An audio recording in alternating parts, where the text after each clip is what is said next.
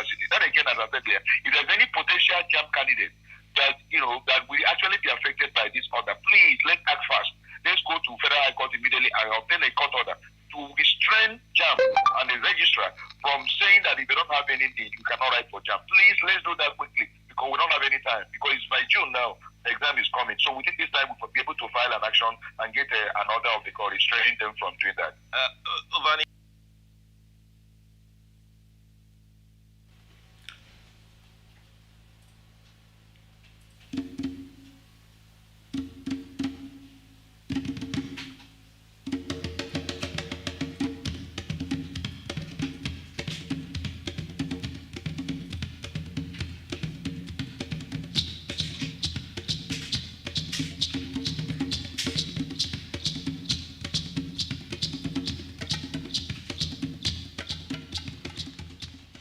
Yeah, good afternoon and welcome to Straight Talk with David Lucas. You are watching me live and direct on Touch Radio Nigeria. The voice you just heard there was that of the barrister Monday Ubani. He was talking on the NIN registration, which the federal government said that JAMB candidate should, have before they get their before they get them registered for this year's JAMB. Now we are looking at what the federal government is doing. Is it appropriate? Is it right for them, for the students, to get NIN numbers before they get themselves registered for JAMB? I don't think this is fair, from the side of the federal government to begin to put another extra burden on the students who are trying to write the JAMB examination. Now, that was what Ubanitu was saying there when he said that he's going to take up the case and make sure that the federal government, reverse that order by in which they are asking students, to get themselves, the NIN number before they can get themselves registered for this year's JAMB. I think this government, I don't think they are sensitive to what is really happening. They're just getting people, strangulating people, putting one burden or the other on the head of Nigerians. Now they're asking students, to go and register, for NIN before they can get themselves, registered for JAMB. It's not too well. It's not too well. It's not too well on the side of the government, when they came up with this. Now, I think they should have a rethink, in that regard. Also, we're going to be looking at what happened yesterday when a court in Cross River jailed a professor for giving some votes to former governor of Akwa Ibom, Godswill Akpabio, during the last Centura election, which which was held in the year 2019. We are going to be talking on that also, and also the attack on Governor Otom of Nasarawa State, which no, not Nasarawa, of what's the state at Benue State? Yes, Benue State. We're going to be hearing from the governors himself, and also we shall be looking at the 2023 APC/PDP election that is coming up. The analysis from the guru himself. He took a dive into what he things might happen, during that election that is coming up in 2023. All these are what we are going to be looking at today. But I'll be right back. But let's just take a short break. When we come back, we look at those issues one after the other.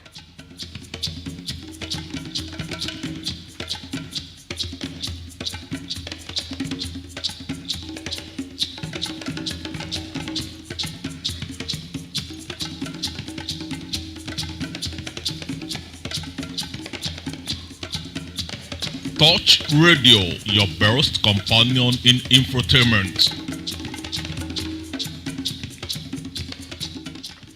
Yeah, welcome back. I told you in my prologue that Professor Peter Ogban, a professor of the University of Calabar, has been jailed for 3 years for manipulating the result of Akwa Ibom Northwest senatorial election in favor of Godswill Akpabio in the 2019 elections. Now, the People's Democratic Party, they responded to this, and let me quote what the party, said concerning this matter.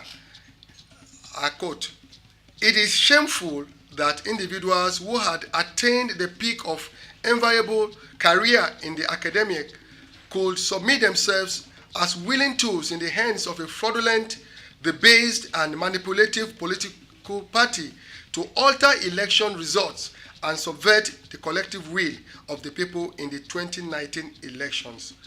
PDP. Now, of course. Now, I told you that he donated 5,000 votes to Senator Godswill Akpabio. Now, we want to say a very big thank you, to Nigeria, to the judiciary, at least for, clamping down on that professor.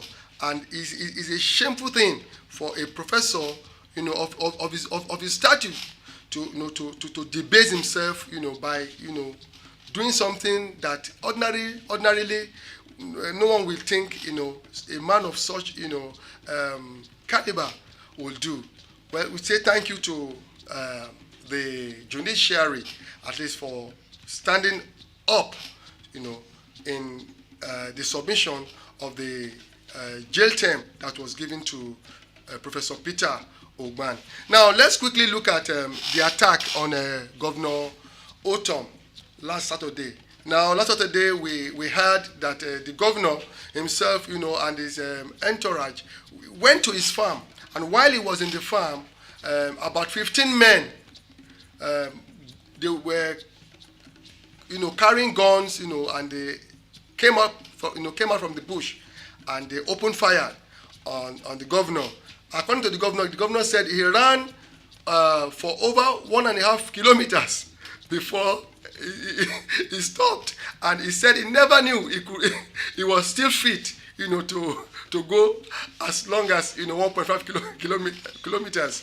Now, but we thank God that the governor is still alive, that nothing happened to him. I want you to hear from the governor himself what he has to say concerning the attack, on his life. Let's listen to Governor Otom of Benue State. As a farmer, I usually go to my farm.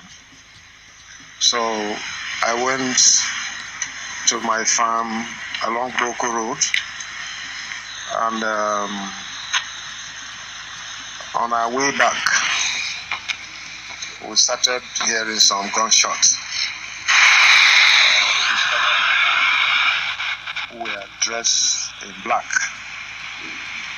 and from our experience, it was very clear that these are Fulani militia men, bandits. And I do not want to take things for granted, because a few days ago, the media were awash with the communique of the statement from the Fulani Mayor Tiala, who met in Yola. That is where they met in 2006, and decided that they must take Nigeria as their country, and every other person living here must be slave. That was why they started infiltrating the entire country. And they came out with a statement. I was alarmed, singling me out as the only person who is creating problems for the entire Fulani race in this country. It was quite disturbing. And behind the scene, I also heard that in the meeting, I was targeted for elimination. this was the information I got, and they will go after me, whether in my home or in my farm or wherever they get me. And this is not the first time. I had intelligence before, killed my security aides, and then capture me alive and give me gradual killing. But like I always say, my life is in the hands of God. It's not in the hands of any Fulani man or anybody whatsoever. And I still remain firm. I will fight for truth, justice, equity, and fairness till when God permits that I should not be here again on this earth. Not any Fulani man, I want to say it boldly. They have no right. They will continue to fail just like they did today. I appreciate the security personnel attached to me. They were able to repel them, and they could not have access to me. And thank God for my fitness to have run for more than 1.5 kilometers without stopping. It means that God has given me strength, and I'm grateful to God. And I want to say a quote from Reverend Dr. Martin Luther King Jr., who said, "If peace means keeping my mouth shut in the midst of injustice and evil, I don't want peace. If peace means willingness to be exploited economically, dominated politically, humiliated and segregated, I don't want peace." Martin Luther King. All right, sir. See, I need to go on.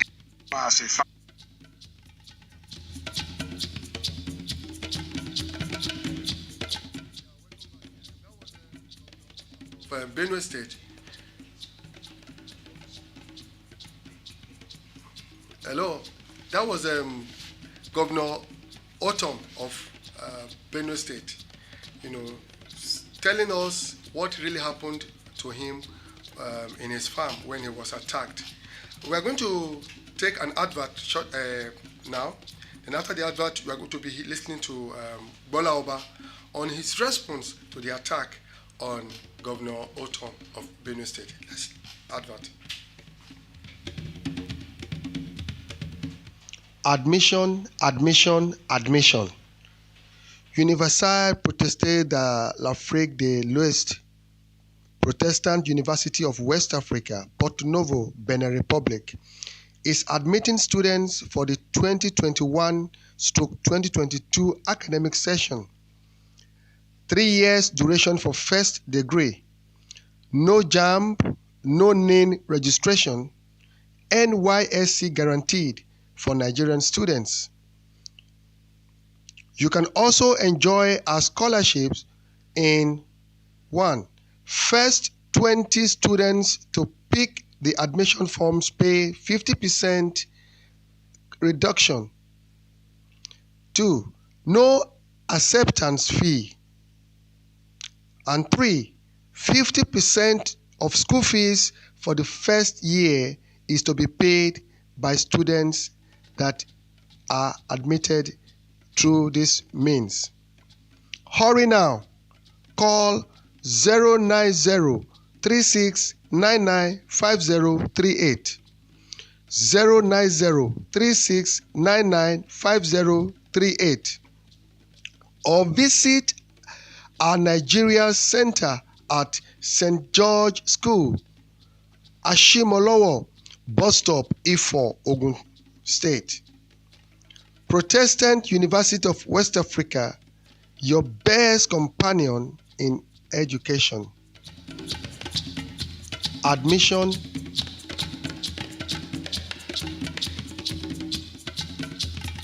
Touch Radio, your best companion in infotainment. Yeah, welcome back. Before we went on that break, I was telling you that Bola Oba too reacted on the attack on Governor Otom. Now let's quickly listen to what Bola Oba had to say concerning the attack. And without wanting to be rude to you, you have unwittingly and unknowingly committed one of the major classification or nomenclatural mistakes or definitional mistakes that Asiwaju Bola Ahmed just committed not too long ago. Somebody put his name. We don't know how far that letter is true.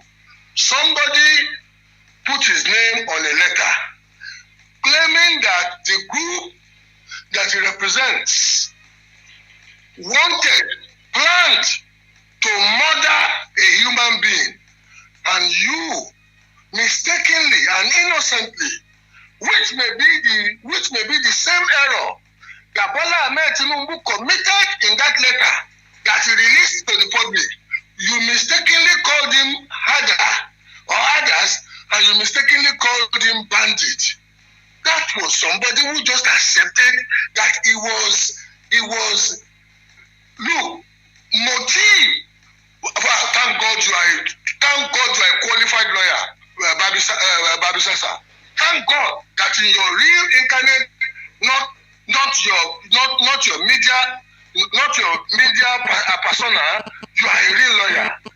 Motive and act would not be in the definition of a crime.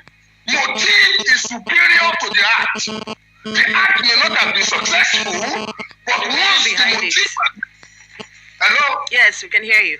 Once the motive has been established, it defines the criminal intention of the... So in this instance, we have a letter. Yes. That somebody says or claims that they intended to eliminate the man, but as a result of the technical thing, they failed. So please, people should not be euphemizing the terminologies that we will call such animals as elders. No, elders are responsible people who go about their businesses, heading their flock, even when civilization must have left them behind, and the leadership failure is to go about their businesses, tending the soil to give us food. Killers are killers, marauders are marauders, murderers are murderers. So when we have that, and you have not governors or the presidency saying things should be investigated, the IGP has sent FCID, federal CID officers. Look, all those pronouncements are speaking to the mechanical hollowness of the security infrastructure of Nigeria now. And unfortunately, there are some people who have perfected the art of exploiting when they hear the presidency say this should be investigated. When they hear other governors say it should be investigated. When they hear the IGP saying he has sent federal criminal detective investigators, criminal investigators there, you know what? The best thing would have been, we have caught some of these people. We are looking at their faces on TV or hearing their confession. As at this juncture, I dare want to say that any reasonable human being will take their statements as another liturgy, LITURGY, another liturgy to hollowness and failure of leadership, especially as regards security in Nigeria. My opinion. All right, Baba, now still.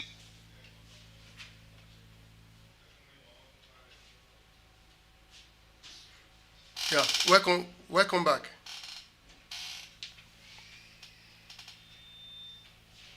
Welcome back.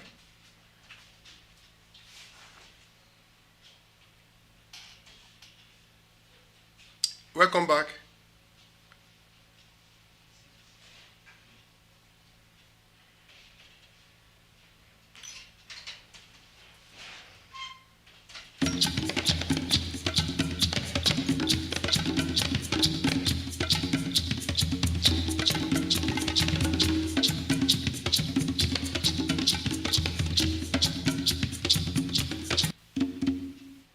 Yeah.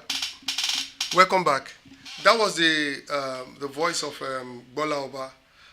His opinion on the death, the attack on the governor of Benue State. Now let's quickly look at the issue of subsidy in Nigeria. Like you all know, Nigeria is the 6th largest producer of oil by OPEC, and we keep, carrying our crude, out of the country. After processed, we carry them back, and for years it has been, back and forth. And with our 44, we don't really know where we are heading. Now, always we are hearing of turning around maintenance. And if there's anything we can do, I want to suggest that those refineries should be sold. I remember the former President Olusegun Obasanjo sold the Port Harcourt refinery to Dangote. But when Yar'Adua came in as president, he reversed, the sale of that refinery. Now we all know the issue of subsidy. It's been going front, and back, and it's like we don't even know where we are heading to. Today, they come up with a different agenda concerning subsidy. Tomorrow we hear another thing. Now, I want you to listen to opinion of some analysts about this subsidy. At least this is going to give us a clear picture of what the federal government is doing, how they are playing with the fate of Nigerians.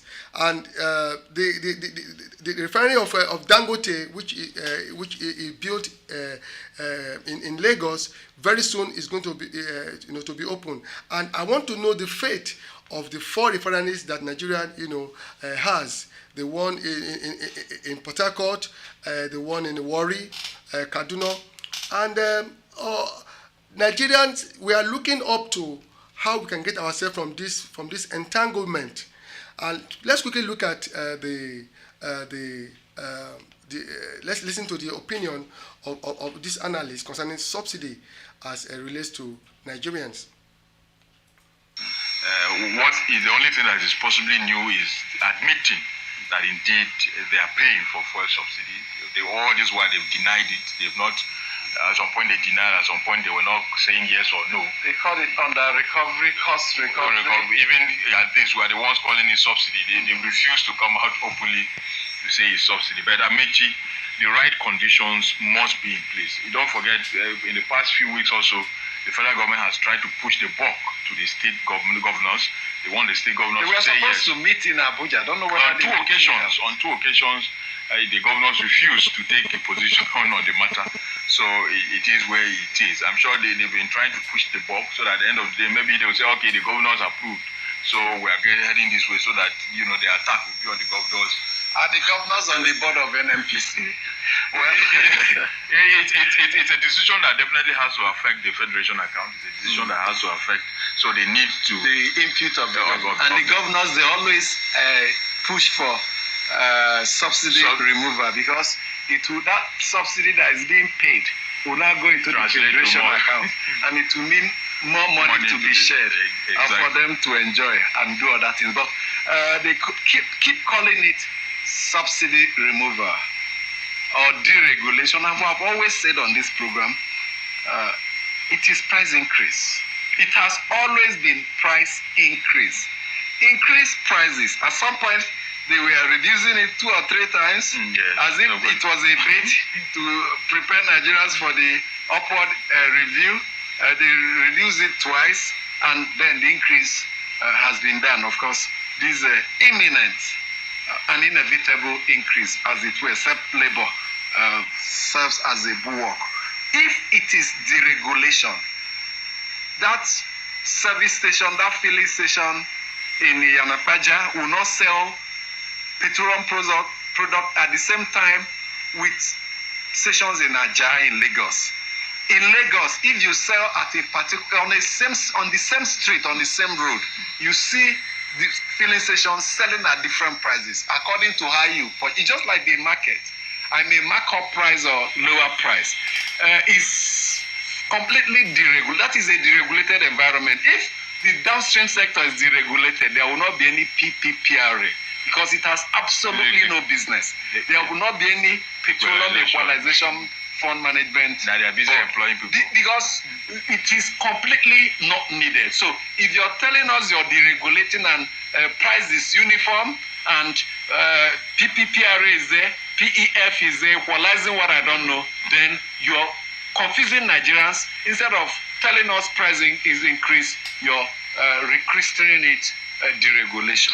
We have a challenge, and I think the government has not prepared itself, has not prepared Nigeria, has not prepared Nigerians for this future that is staring us in the face. Almost every Nigerian, from what we've seen, the corruption that associated with fuel subsidy, there's practically no Nigerian who is opposed to food deregulation, opposed to fuel subsidy removal. Even Labour has bought into the idea, but they've given conditions, which is what most of us are also advocating. One, we must have refineries that are working, whether you are repair, whether you are turnaround, whether it's turnaround or whether it's repair that you are doing or whatever name you want to call it.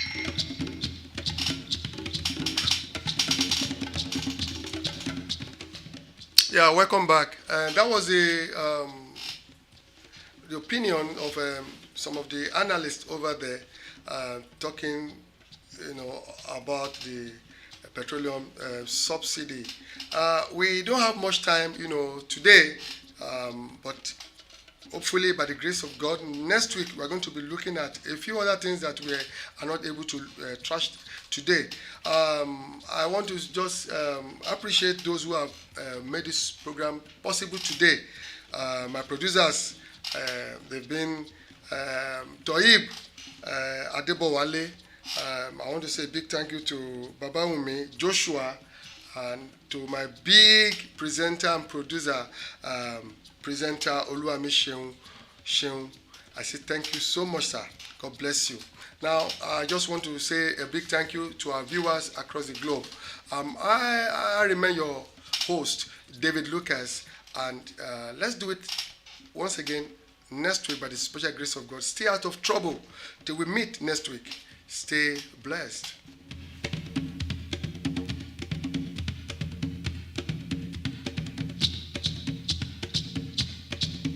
Touch Radio, your best companion in infotainment. Touch Radio. Touch Radio.